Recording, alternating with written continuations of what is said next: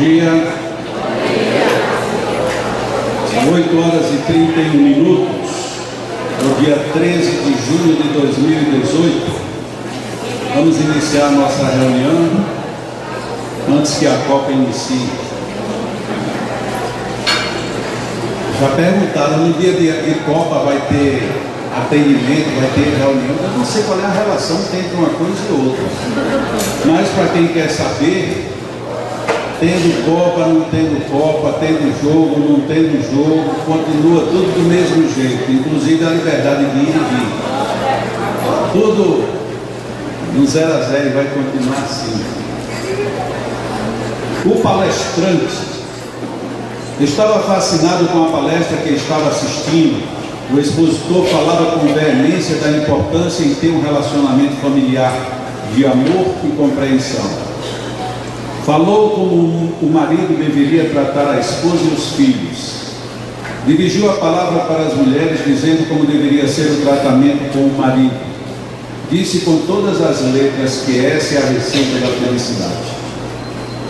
Confesso que fiquei com uma pontinha de inveja e no final da apresentação me dirigi ao palestrante para cumprimentá-lo e aproveitei para fazer um convite para ele, esposa e filhos irem jantar com nossa família qualquer dia desses, pois assim poderia levar para minha casa um exemplo vivo de convivência familiar. A resposta me chocou, pois ele disse que poderia aceitar, mas não levaria os familiares, já que não vivia com eles.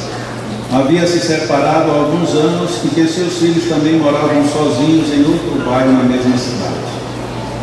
Disse que desde a sua separação mora sozinho em um pequeno quarto e resolveu se dedicar na divulgação do que fazer para conservar uma família. Isto me fez refletir sobre os conselhos que eventualmente damos para as outras pessoas. Será que estamos praticando o que pregamos? Pensemos nisto. Uau! Vale para os palestrantes e para os não palestrantes. Quantos conselhos nós damos aos outros e que nem sempre traduzem exatamente aquilo que nós vivemos. E essa, inclusive, é a parte mais difícil da experiência do aconselhamento. Você fazer aquilo que você faz, ou que você pode fazer, no mínimo. A história é muito clássica, envolve a figura de Gandhi. Gandhi, uma mãe chega para ele e diz assim: avise para meu filho para ele não comer açúcar. E aí Gandhi disse para ela: volta daqui a uma semana. Ele disse: mas por que o senhor não diz agora? Disse: agora eu não posso. Daqui a uma semana você volta com o seu filho que eu digo. E ela ficou intrigada, mas uma semana depois ela leva o filho. Ele disse: então Gandhi, disse: cadê o menino? Está aqui. Ele disse: olha, meu filho, não coma açúcar. E a mãe perguntou para ele: mas por que você levou uma semana para dizer isso? Ele disse: porque há uma semana eu comi açúcar. Ou seja, ele queria dar toda a força do conselho. Porque é muito fácil você dizer, como muitos pais fazem, né? Não fume. E por que o senhor fuma? Porque eu sou adulto. Mas você está fazendo uma coisa e está querendo ensinar a outra.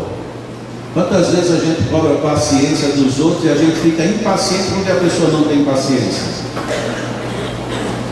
A reflexão, ela nos arremete para muito mais longe, não é uma questão só de relação familiar, é de relação com a vida. E inclusive de como a gente está disposto a ver e viver a vida. A gente poderia dizer que uma pessoa pessimista não serve para nada. Mas como é que a gente iria encontrar um bom analista de sistemas se ele não tivesse o olho para ver as coisas erradas? Se a gente às vezes não detecta as coisas ruins, como é que a gente vai saber se é boa?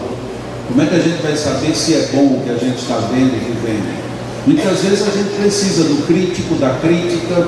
Muitas vezes a gente precisa de alguém que nos aponte, mesmo que não tenha condições melhores de fazer. Porque esse é um outro lado da história.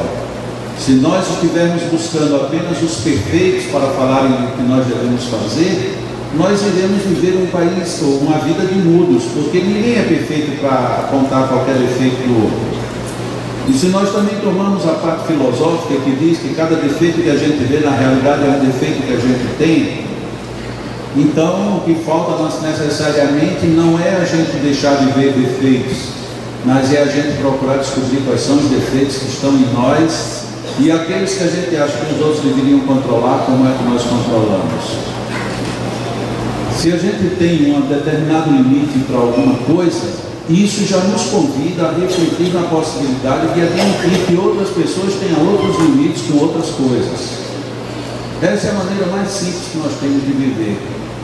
Recentemente, numa mensagem que veio um breve comunicado espiritual, não necessariamente numa reunião mediúnica, mas um espírito disse algo mais ou menos assim: o que você tem que fazer é evitar flutuar no seu humor. E quando a mensagem chegou aqui de direito, a primeira pergunta que veio foi do amigo: o que é que isso significa? Bom, se você não sabe o que é flutuar, nem sabe o que é humor, eu não sei o que você está perguntando. Não, porque eu não sou uma pessoa que flutue no humor. Ao que levou o seguinte diálogo: então você está sempre bem, eu estou desde que não me irritem. E bom, aí já começa o primeiro problema. Quer dizer que se no dia várias pessoas me irritarem, eu mudo meu humor na hora. Esse é o problema. Quando se sugere que você não flutue no humor, é você ter estabilidade, é você ter um certo domínio de suas interações emocionais. E isso é o que todos nós precisamos fazer.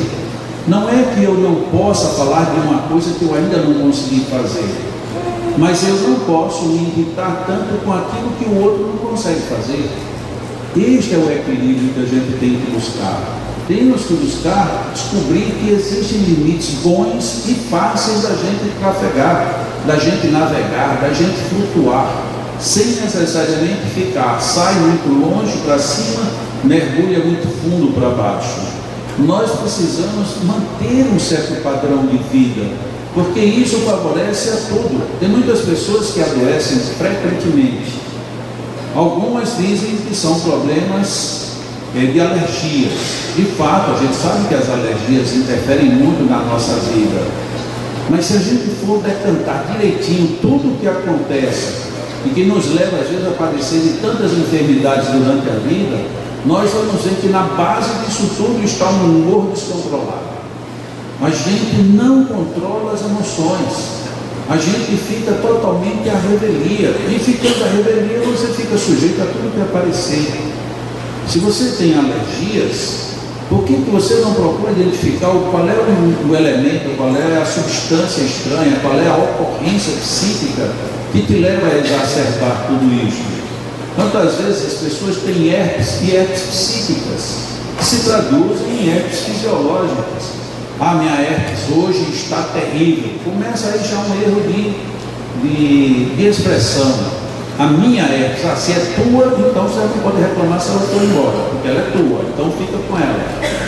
Então já muda, o herpes que me ataca é diferente de eu dizer a minha herpes ou o meu herpes. Então já muda a forma como você se relaciona com ela.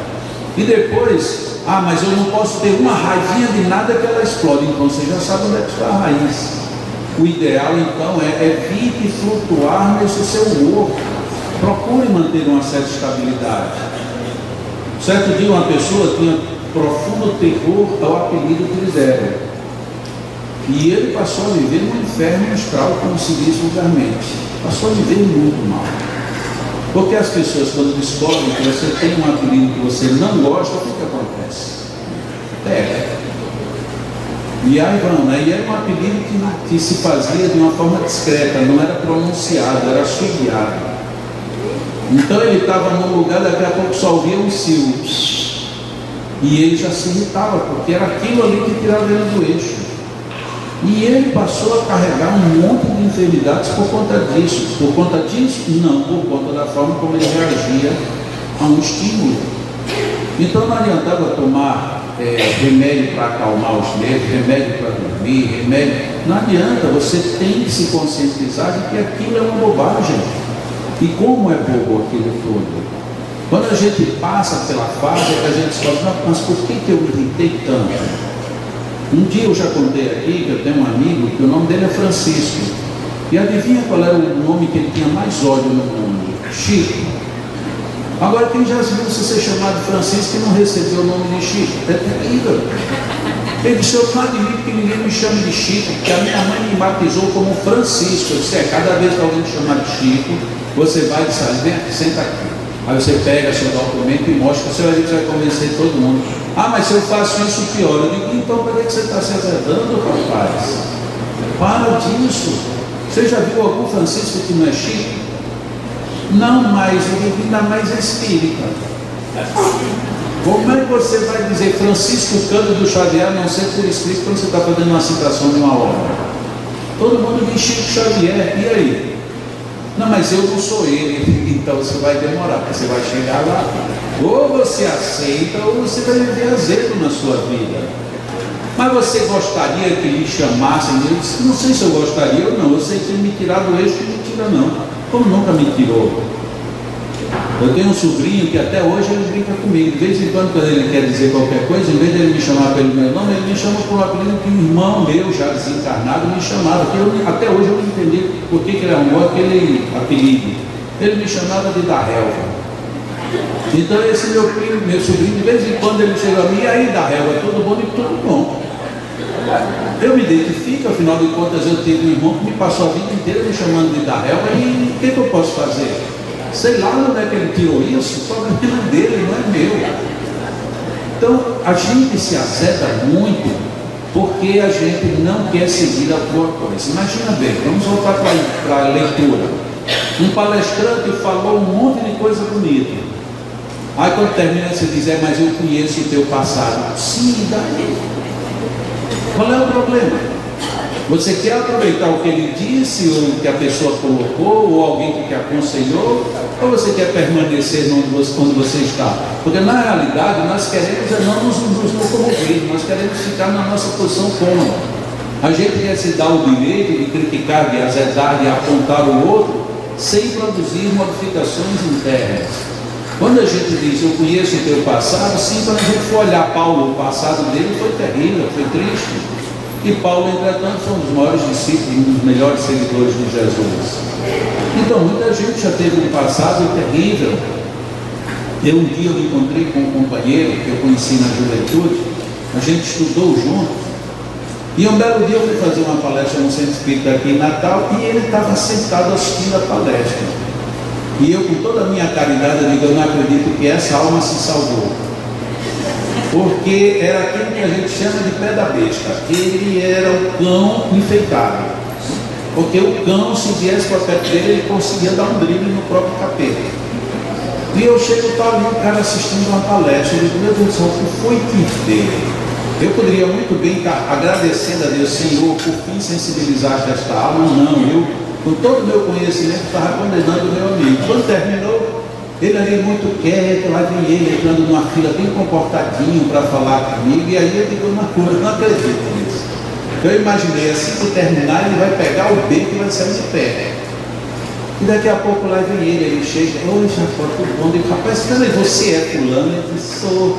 Não tem quem diga, né?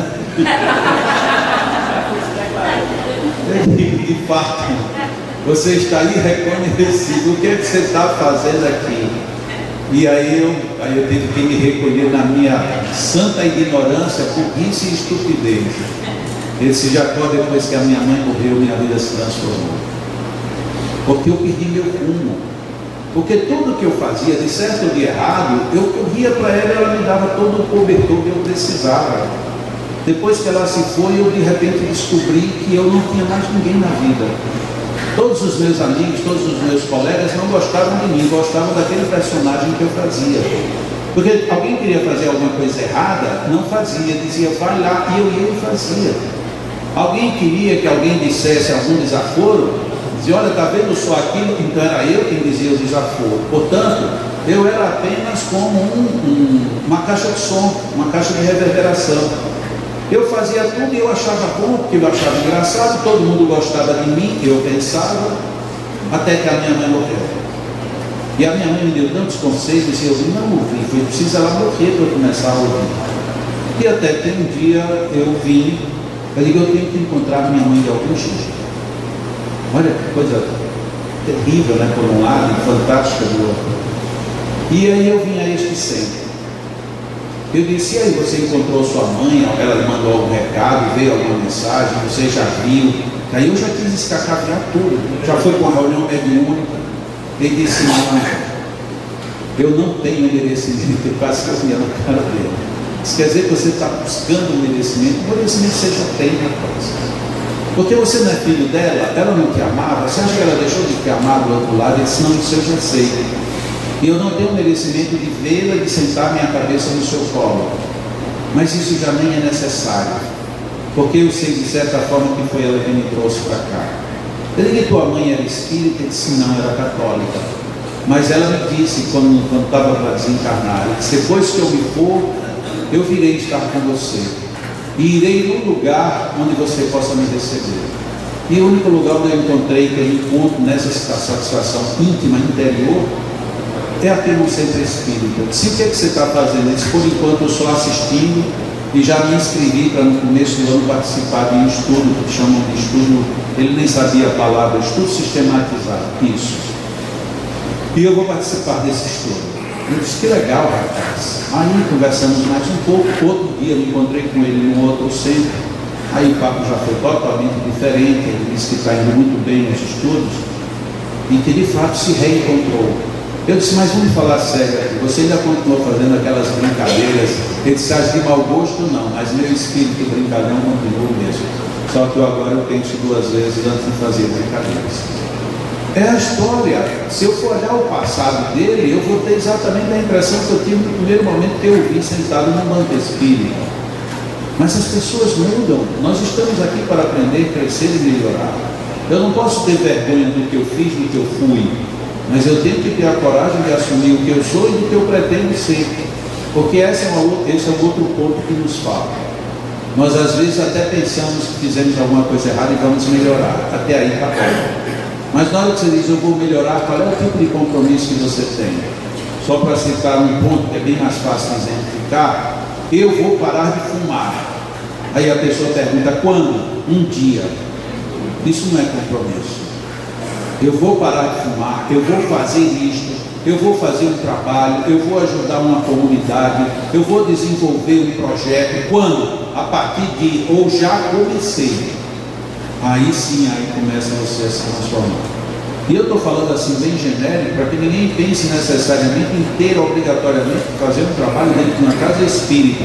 Faça um trabalho no qual você esteja dentro. Esse é o essencial. Esteja dentro do trabalho no qual você se compromete, ao qual você disse para você mesmo: eu vou fazer, eu vou realizar, vou substituir o meu tempo mal usado por um tempo agora de boa aplicação. E o tempo de boa aplicação vai acontecer sábado à tarde, a partir das 14 horas, lá em cima com os nossos idosos. Vamos ter uma festinha junina. Essa festa junina está sendo toda arrumada para ficar tudo bem legalzinho para os idosos, eles estão todos animados com isso. E se alguém quiser vir, é só vir às 14 horas. Pedimos apenas que cada um que venha traga alguma comida junina. Ou se não quiser trazer comida, traga alguma lembrancinha para os idosos, tipo um perfume, uma lavanda, né? Eles não gostam de perfume, eles gostam de lavanda. Uma lavanda, um sabonete, sei lá, uma camiseta ou qualquer coisa. Mas que tenhamos aqui um bom momento de convivência lá com os nossos idosos. Para quem nunca foi, é só subir aqui na entrada aqui do Leão, lá em cima, para lá ao lado dos idosos. Sábado, 14 horas. Se você quer começar a fazer alguma coisa, comece hoje. Para de tal maneira, sábado já está com tudo pronto e trazer aqui para conviver conosco mais esse momento. Deus, Pai de amor, de sabedoria, de muita bondade, aqui estamos novamente reunidos, contando como sempre com as tuas bênçãos, o teu envolvimento, a presença dos amigos espirituais, este conjunto de energias que nos envolvem e que sutilizam o nosso ambiente, saturando de fluidos altamente regeneradores, reconstituintes de saúde moral, física e psíquica. Portanto, Senhor, só temos muito o que agradecer. Seja então de gratidão as nossas vibrações. que emitamos para o alto, de dentro de nós, um agradecimento sincero por tudo que temos recebido. Mas que tal agradecermos também por tudo que não temos recebido? Quantas coisas nós não temos e podemos dizer ao final, graças a Deus? Quantas coisas se tivessem vindo para as nossas mãos quando pedimos, e muitas vezes quando muito pedimos, não vieram, e graças a isso estamos hoje em harmonia com a nossa própria consciência. Quanta gratidão, Senhor, pelos nossos pedidos mal feitos não atendidos. Quanta gratidão por outros tantos que foram atendidos e que depois descobrimos que deveríamos obrigatoriamente dar um outro uso, a fim de que isto fizesse sentido em nossas vidas. Agradecemos, Pai, a Tua generosidade e a sabedoria infinita.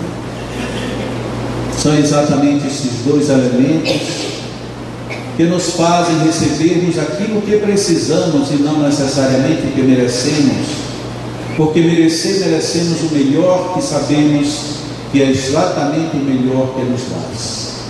Não compreendemos na maioria das vezes a Tua vontade, mas repetimos com muita firmeza: Pai nosso que estás nos céus, seja feita a vossa vontade.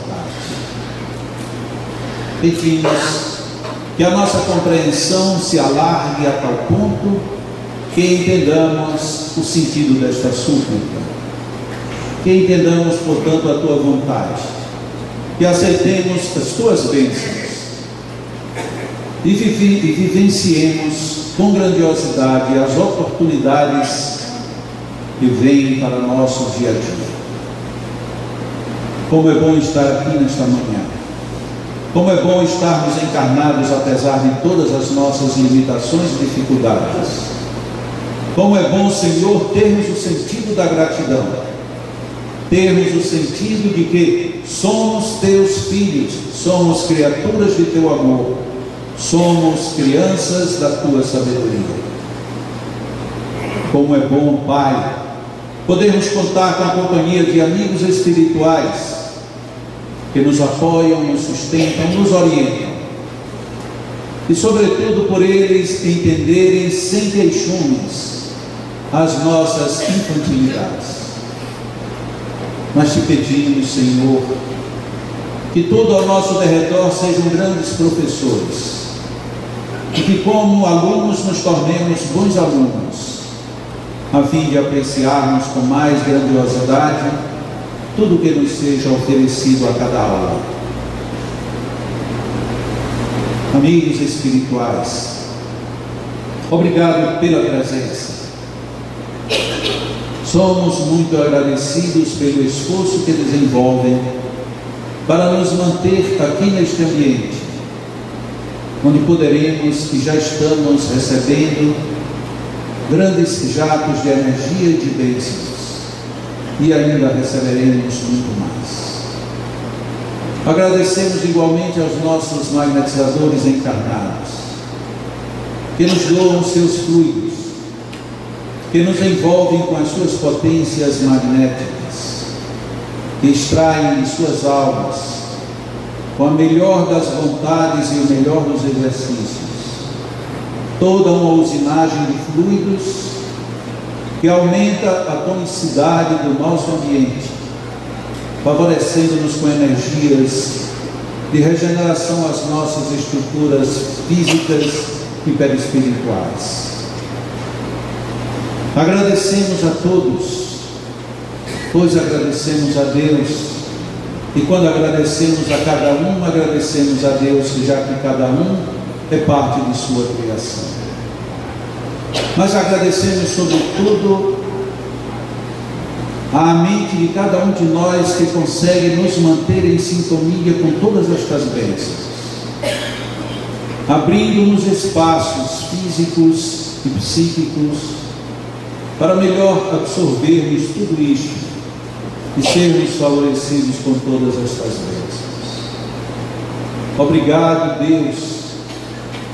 Gratidão imensa, senhores, amigos espirituais, agradecidos aos nossos magnetizadores pelos seus esforços e por suas doações, e que estejamos todos muito bem abençoados, fazendo-nos por merecer destas bênçãos, albergando-as em nossa alma e em nosso corpo. Mantenhamos-nos em oração, preservemos, como nos sugeriu Jesus, em vigilância e em oração, para que retenhamos tudo que é de bom. Nossos magnetizadores seguem para magnetizar as águas, e nós perseveraremos na oração, rendendo graças a Deus por mais esta bênção, por mais esta oportunidade. Que assim seja.